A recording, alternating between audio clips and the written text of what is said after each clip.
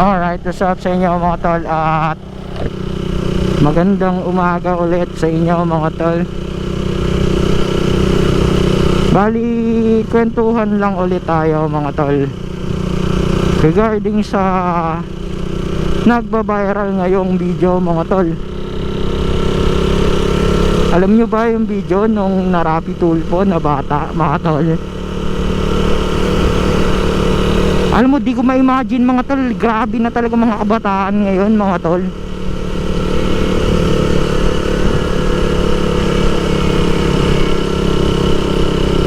Di ko ma-imagine mga tol na sobrang na talaga yung mga kabataan ngayon. Kasi biruin nyo, Pinarapi Tulfo ng anak niya, yung tatay niya, nang dahil lang hindi daw masustentuhan ng 500 pesos kada araw yung bata, which is na dapat hindi naman ganon. Kasi sa pagkakaalam ko, based sa napanood ko mga tol, wala pa sa college, hindi pa college student yung bata na yun mga tol. Di ko alam kung senior high ba yun. Medyo matagal ko na kasi napanood eh, may katagalan din eh. Pero viral na siya ngayon mga tol, sobrang viral na. Biruin niya, pinatulpo niya yung tatay niya kasi hindi daw siya masustentuhan ng 500 pesos. My God! Anong kahihiyan yung ginagawa ng bata na yun mga tol? Biruin mo, Rapi Tulfo mga tol, nationwide napapanood yan. Alam mo, naawa ako dun sa tatay eh. Sobrang awang-awa ako dun sa tatay niya.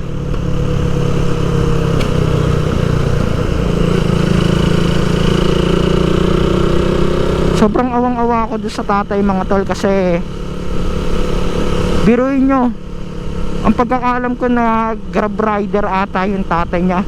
Di ba nila alam mga tol kung gaano kahirap yon? Di ba nila alam kung anong sakripisyo yung ginagawa ng mga grab rider? Mga tol, init ulan sabak yan, plus yung panganib pa na baka mapagtripan sila or ma-hold up pa, ang pinakamasama. Tapos ikaw na anak, mag-a-assume ka ng isang 500 pesos na baon o sustento na kailangan mo sa araw-araw para lang makapag-aral ka. My God mga tol, alam mo, napaiyak na lang talaga yung tatay niya mga tol, sa sobrang sama ng loob. Bakit? Kasi hindi niya din ma-realize kung bakit ganun ang nangyari sa anak niya mga tol eh. Sobrang iyak talaga, hagulgul ng tatay. Tapos nung time na niyakap din ng anak niya, siguro na-realize niya na oo nga, bakit ganun ginagawa ko sa tatay ko. Di natin alam kung anong bisyo ng mga ng anak niya, or kung saan ginagastos yung pera. Pero kahit kailan hindi naging tama yung ganun mga tol. Kasi tutusin lang ako mga tol, nung estudyante ako, nung high school ako, never ako nakatanggap ng 500 pesos na baon. Siguro pinakamataas na ngayong 100 eh. Pero sa totoo lang, kasi malapit lang school sa amin, 50 pesos lang okay na eh. Ang laking tulong na. Tapos ikaw 500 pesos, grabe. Iba na talaga mga kabataan ngayong henerasyon na tumutol eh. Sobrang sakit sa magulang na yun ang rason na ipapatulpo ka ng anak mo dahil hindi ka masustentuhan ng 500 pesos. Ewan. Sana ma-realize nyo mga kabataan ngayon mga tol na hindi biro kitain yung pera, sobrang hirap. Kasi ganyan din ang mindset ko nung bata pa ako eh, na okay lang na okay humingi sa magulang, okay lang na hindi intindihin yung nararamdaman nila. Kasi andun pa nga tayo sa bata pa tayo mag-isip, pero sana maging responsable tayo sa mga aksyon na ginagawa natin, kung makakatulong ba talaga or makakabuti ba. Kasi sobrang maling-mali talaga, nakakaawa yung tatay mga tol. Sa totoo lang, maraming paraan para magkapera habang nag-aaral Pwede ka mag-working student. Tapos ang masama pa dito mga tol, may time ka na lumabas sa barkada mo, kasama yung barkada mo, pero wala kang time na gumawa ng paraan para sa pagkakakitaan mo. Tapos may time ka na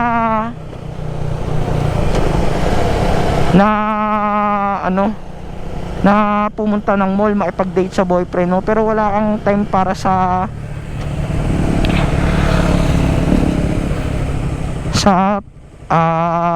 sarili mo, para kung paano ka kumita. Kasi mga tol, hindi maganda Stop lang tayo mga tol, share ko lang kasi sobrang sama talaga ng loob ko nung time na napanood ko yon. Pero hindi ko naman sinasabi na hindi ako naging ganun nung bata ako, kasi dumaan din ako sa point na naging ganun ako. Medyo naging mataas yung expectation ko lagi pagdating sa baon. Pero mga tol, yung pack na ipapatulpo mo pa yung tatay mo dahil lang sa hindi ka masustentuhan ng 500 pesos, sobrang maling-mali nun. Sobrang maling-mali.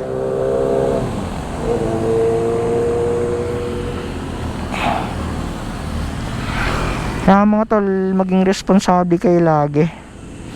Huwag kayong basta-basta gumawa ng hakbang na di nyo alam magiging resulta pagkatapos. May time kayo na makipag-date sa boyfriend nyo, may nagagastos kayo pag lumalabas kayo sa mga date nyo, tapos wala kayong makitang paraan kung paano kikita ng pera o paano masusuportahan yung pag-aaral. Di naman tama siguro yun mga tol. Kaya dapat mga tol, wag basta-basta gumawa ng hakbang kung wala kayong kasiguraduhan, kasi hindi nyo alam magiging impact sa magulang nyo, lalo na both sides sa inyo, kasi magtatay kayo hindi nyo alam magiging resulta nun. Kaya sana sa mga kabataan ngayon ma-realize nila kung gaano kahirap kumita ng pera, lalo pat Grab rider yung tatay na yon. Naawa talaga ako mga tol, halos naiyak talaga ako mga tol, literally naiyak ako. Kasi biruin nyo mga tol, my god, anak ko yung nagpatulpo sa akin, wala namang kadahilanan at wala akong masamang ginawa. Alam mo ano sabi ng tatay mga tol, based doon sa nakita ko, ginagawa niya daw lahat ng paraan para maigapang yung pag-aaral niya nung bata. Dun pa lang ipagpasalamat mo, kasi sobrang hirap talaga nun mga tol, hindi biro. Sobrang hirap, lalo na kung mag-isa ka lang. Di ko alam kung mag-isa lang yung tatay niya nun or may trabaho din nanay. Pero kahit sabi mo may trabaho, magkano lang kinikita ng isang Grab rider? Tapos ang masama pa kung housewife lang yung mama mo or walang trabaho. Sobrang bigat nun para sa isang Grab rider yung tatay mo. Kasi tatay mo yung gumagawa ng tatay mo yung gumagawa ng pera wala nagpapasahod sa kanya o siya mismong gumagawa yung pera. Kaya alam niyo mga tol, sa totoo lang, kahit masama yung mga pakiramdam ng mga tatay natin, hindi yan pinapakita sa inyo, kasi ang mindset nila, haligi sila ng tahanan, kailangan nila maging matibay, na which is dapat hindi natin pinapabayaan, dapat pinapakiramdaman natin. Kasi hindi sa lahat ng pagkakataon mga tol makakasama mo yung tatay mo. Kaya kung kaya mong gumawa ng mabuti sa tatay mo, gawin mo hanggat may oras pa. Kasi sobrang sakit nun para sa mga tatay na yun yung magiging rason.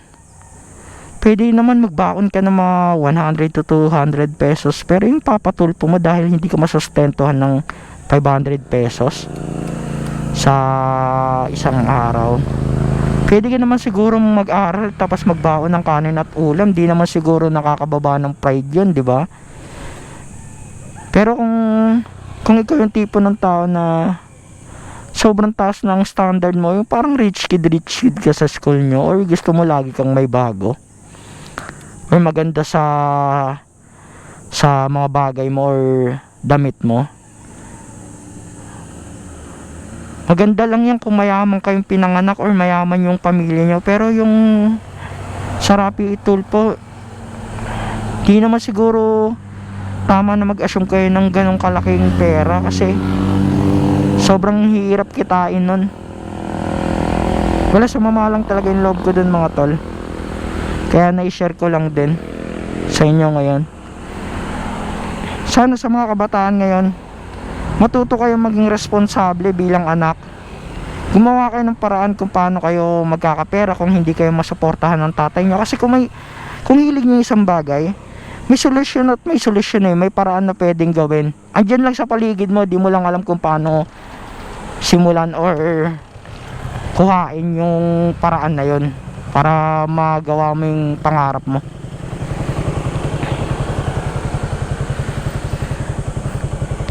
Ay, ibang klase talaga. Share ko lang mga tol, sana di kayo walang nagmasamang feedback sa inyo yung nasabi ko. Siguro mga tol, hanggang dito na lang, at kita-kits na lang ulit tayo sa next video. Malapit na ako dito sa Manukan eh. Pagkakapi lang siguro ako dito, tapos baba na rin kaagad. Ay, kita-kits lang tayo sa next video mga tol. Basta lagi niyong tatandaan, lagi kayo mag-iingat mga tol. Shout